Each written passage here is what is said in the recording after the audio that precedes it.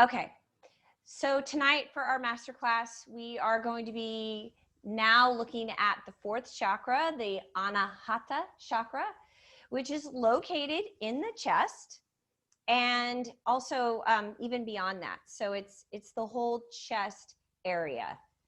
And what the heart does is it actually relates to the heart center, relates to a lot of different tissues. It relates to the heart, of course, but it also relates to plasma, the circulatory system, and the thymus. And the thymus is really important for us to talk about. The thymus is a gland that is right behind the sternum. So it's right there next to the heart. And this center, and we've talked about this when we talked previously about the 3 different regions of the chakras. You have the lower region, and then you have the heart, which is the center, and then the upper region. This center area is the seat of the sun. It's our area where we have our vibrancy, where our immune system is strong. And it also is governed by the air, And if you're looking in Ayurveda, it's the air element. And if you're looking in Ayurveda, it's Vata. It's Vata. The sense organ that relates to the center is the skin, because the skin is actually the same as air. So the element of air, the sense organ of air, is its skin. And it's also the hands and touch. So people who have a Vata imbalance or who have issues with the heart, touch can be really important depending upon what's going on with them. If they're overstimulated, we'll talk about it. There's different types of touch that will actually help that person. So the subtle force that is related to the center is Dhyana. So remember, the subtle forces are controlled by the air element, and the subtle forces move throughout the body in all different directions. And the reason why I always bring them up is because we are manipulating those forces every time we do something. So every time you exercise, every time you do a yoga practice, you are manipulating those forces. You can be making them more balanced, or you can actually be making them more out of balance. So it just depends on what you're doing. And so having an idea of how those subtle forces work can be so helpful in our life, because then you start understanding, wow, I have way too much energy up in my head. I'm not feeling like I am able to absorb anything. I feel overloaded. Then that is an indication that there are too much circulating forces, too much forces that are moving up. And you can really manage that. So Dhyana is the circulating force, which makes sense because the heart relates to the circulatory system. It's the system and the subtle force that circulates the blood throughout the body, circulates it. But the thymus gland is related to the lymphatic system. And the lymphatic system also circulates throughout the body. Every time you move that system, just like you move the blood, and the venous return is all based on muscle contraction. Okay, so that's the subtle force. And the actual physical function, just like Dhyana Vayu, which circulates, is circulation throughout the body. Psychologically speaking, this function of the heart, of this center, is related to movement of thought. So air is all about mobility. That is what it's about. If you look at what air does in the body, fire element, right, which is the solar plexus center, fire element is all about transformation, breaking things down. That's what fire does. It burns it up, transforms it, so now it can be absorbed. Now it can transfer into another form and be usable for something else. Well, air is all about movement. So this center is relating psychologically to the movement of thought. How is thought moving? Is it moving too quickly? Is it moving too slow? And those are really important questions, because then we start recognizing what kind of imbalances we have. So as far as imbalances are concerned, here are some of the imbalances that can happen. Intense need to control. Grief can settle in this center, and attachment. The heart is always reflecting emotional issues. Rapid thought process means we can't shut the mind off. That is a sign that there's too much movement, too much circulation. There's difficulty in controlling obsessive thinking, so fast thinking. That's an indication that too much circulation, too much circulation. The opposite can also happen though, where you can have sluggish thought, sluggishness, poor circulation, cardiac output, or thymus function is not working properly. And even there can be a decrease in skin sensitivity. Now, there are some body types that are what we call thicker skinned people. So when you are thicker skinned, it takes a lot more for a person who has thick skin to be able to sense something. When you're thin skinned, it means you're sensitive. Okay, so when the center is in balance, we will experience detachment, forgiveness, love, compassion, and most importantly, increased immunity. And that is because the thymus gland, which is part of the lymphatic system and the immune system, is connected to the heart. It's right there. You have the heart over here, and the thymus gland is right behind the sternum. A little side note, the heart center, as far as those three regions are concerned, that heart center is connecting the lower region, which relates to our physical issues, and the heart relates to our emotional issues. It connects the lower region to the heart, and then is able to connect it to the upper region, which is all about our spiritual issues, our spiritual evolution. And this is interesting because when we do Qigong, when we do Tai Chi, we talk about the lower Dantian. We talk about the lower region and how important the lower region is. Well, the lower region of the body is where we store all of our energy. So our overall vibrancy and health of the body is based on this lower region. That's why it's so important. So a lot of times people think, oh, I want to evolve, I want to be more spiritual. And we think that we neglect this foundational part of who we are. It's really important to have a strong physical force, chi and prana, which means energy, that moves throughout that body and keeps us strong and healthy. And then that way you can connect emotionally. So people who have physical issues, they're typically checked out emotionally. You cannot be here emotionally for yourself or for anybody else if you have issues in those lower regions.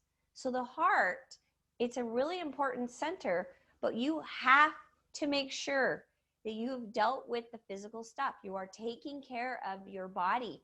You are able to evolve and grow. You have strong energy. You're not fatigued all the time. And then the upper region, remember, it relates to our ability to evolve. As a reminder, these chakras are all energetic and functional centers. They are not physical, but their actions, the actions of each one of these centers, it impacts the entire physical body, the mind, and beyond that. So our ability to evolve. The mantra that relates to this center is YAM, and it's pronounced yum. I like it. It's yum, yummy, yum, yum, yum. And you can do different practices. There are lots and lots of practices out there that help us release pressure out of the body, and that then will boost the immune system.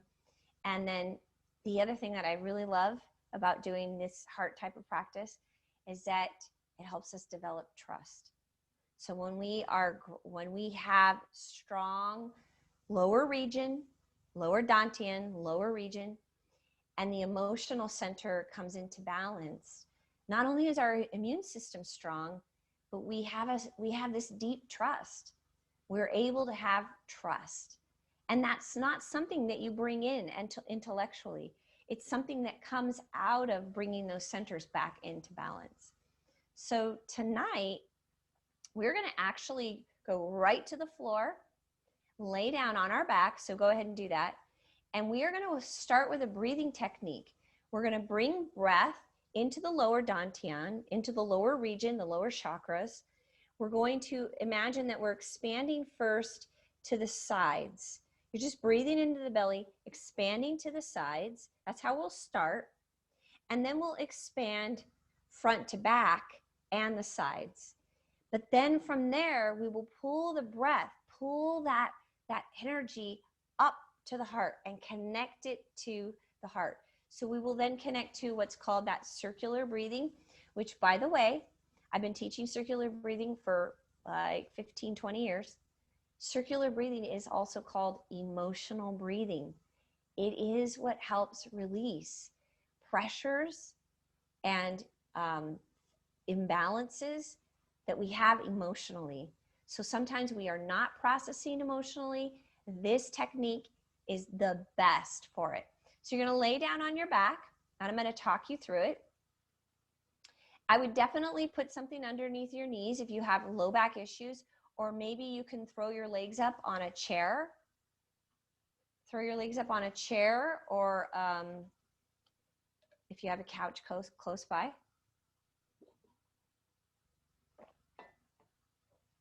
All right. So lay down on your back. Bring one hand on your belly. And actually, let's start out with both hands on the belly, and then we will switch. We'll take one hand then to the heart, one hand to the belly. So let's start out with both hands on the belly.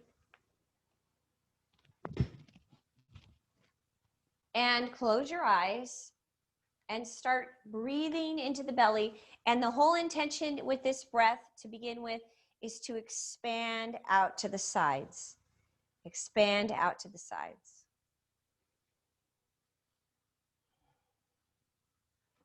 That's all you're doing. Of course, you want to have a one-to-one breath. So what does that mean? It means that your inhale and your exhale are even. Inhale and exhale are even. So if you're doing a 4-count inhale, make sure that your exhale is also 4 counts.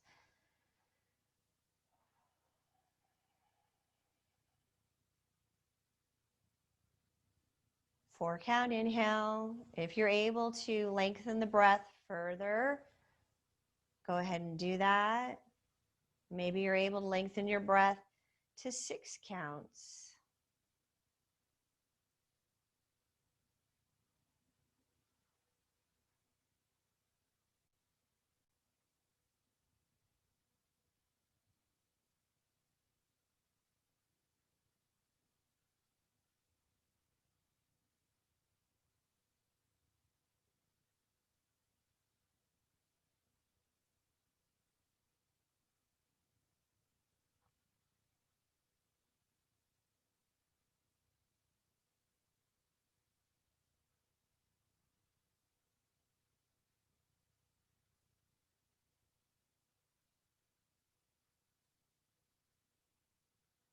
And now begin to expand your breath, not just to the sides, but also front and back. So you're expanding the entire lower belly.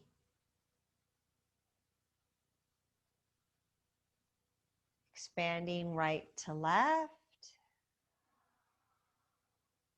And expanding front to back at the same time.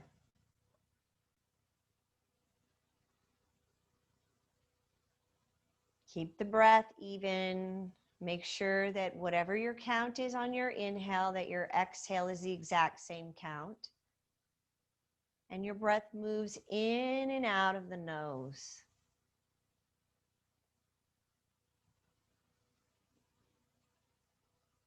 Expanding in the entire belly now. Imagining that that breath is massaging the entire lower torso. all the organs, all the tissues, all the fluids are receiving this oxygen, this prana. Prana means breath, but it also means vital force. So you are bringing in this vital force, strengthening the vital force in the belly.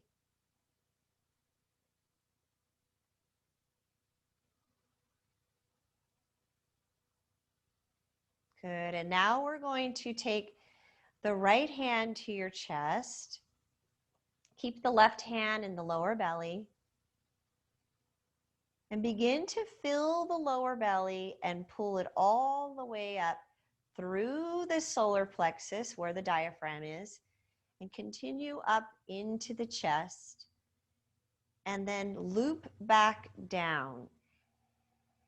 Imagine that you're creating a circle that comes up from the lower belly up into the chest, and then circle it back down.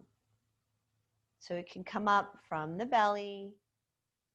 Imagine that it comes up towards the heart, fills the whole chest, and then goes around the back body and releases back down, and you're creating a circle.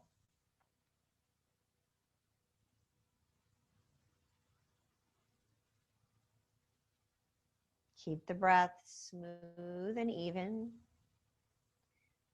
And you'll have to work with a little bit of the rhythm as you get the hang of it. What you'll notice is you do have to slowly bring that breath up gradually to fill the entire torso.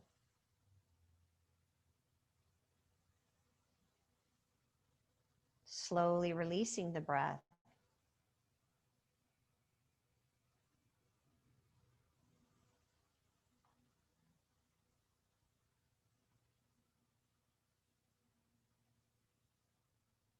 Keep filling that torso, making sure that you're completely filling the chest, starting with your breath in the lower belly, pulling it up.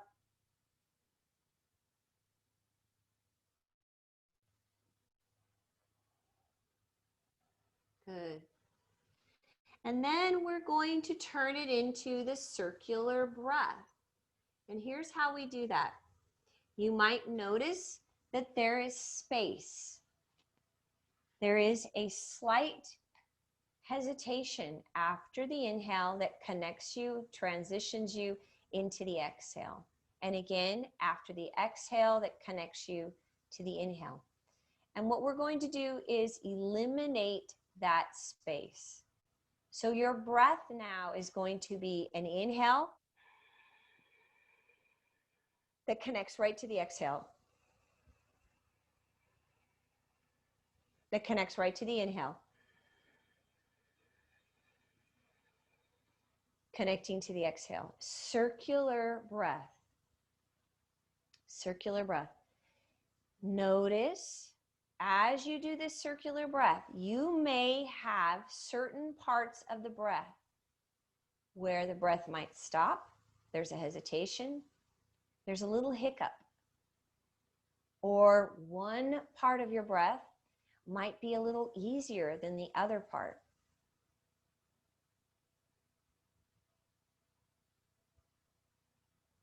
And what we want to do is smooth all of that out. And that just takes a little bit of time. It will smooth out.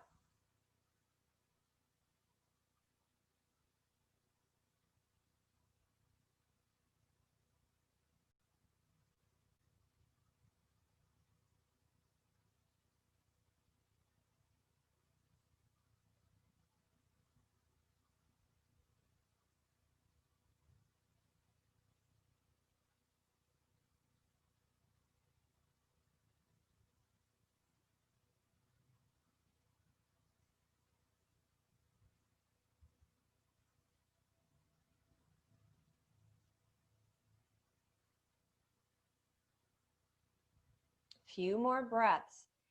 Keep working on smoothing it out. Every time you smooth out any of those hiccups, hesitations, you make the transition between the inhale to the exhale smooth. What you are doing is you are releasing emotional baggage, stuff that you could have been holding on just for today, that you could have been holding on for the last month, or maybe even longer, your entire life. And you've had this breathing pattern that reflects the subconscious, emotional breathing. Your heart is where we have our emotional center. It's your heart, in your heart. And we're smoothing that all out, easing pressure in the heart by doing that, making it so that the heart can be relaxed and we can start to experience that detachment. We can start to experience a deep trust in life, in ourselves, in those people around us.